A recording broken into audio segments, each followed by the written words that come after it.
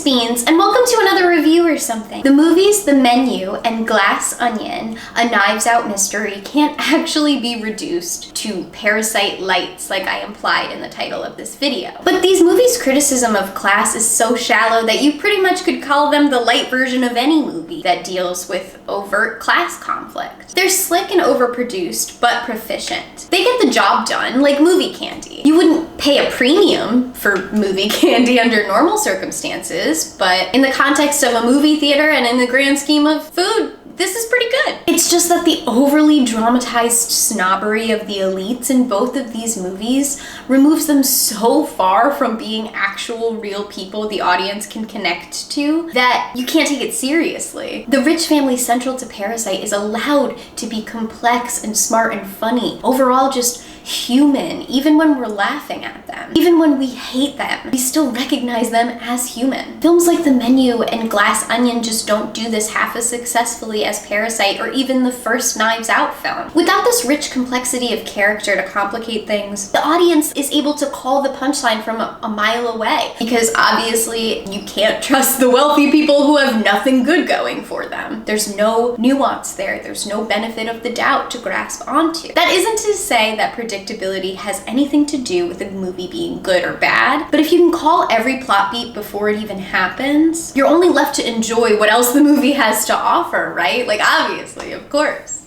Math, duh.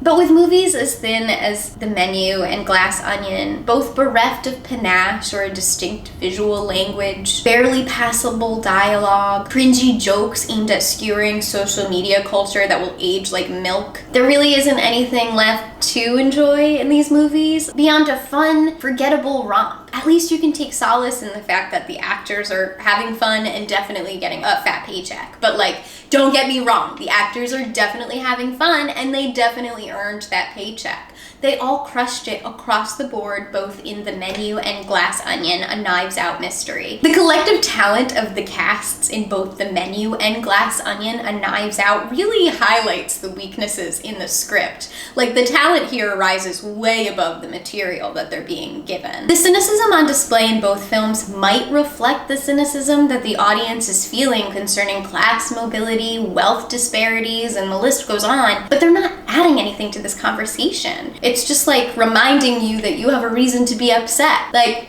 I know. Okay, and I don't want to be misconstrued here. You definitely should see both of these movies. However, you should wait until they come out on streaming because they are not worth the ticket price. I'm sorry. Usually movie theater, that experience elevates the movie, but I didn't feel that way in the case of The Menu and Glass Onion. I felt like I had wasted $20. And okay, just as a disclaimer, there's a distinct chance that the first Knives Out film and Anya Taylor-Joy's presence alone in each of these films had me way too hype and set my expectations too high. I don't know, it doesn't sound like me though.